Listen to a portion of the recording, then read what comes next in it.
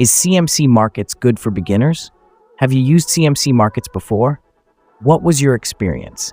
Leave your CMC Markets review in the comments section below.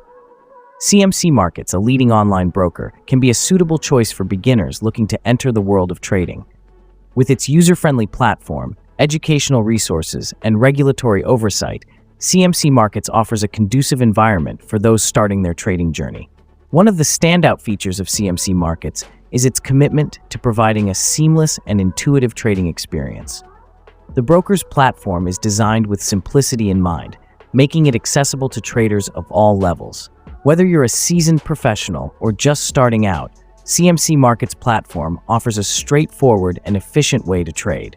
To support beginners, CMC Markets provides a comprehensive suite of educational resources. These resources include tutorials, webinars, and market analysis designed to help traders understand the basics of trading and develop the necessary skills.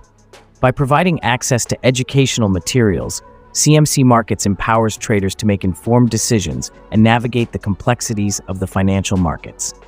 A demo account is another valuable feature offered by CMC Markets.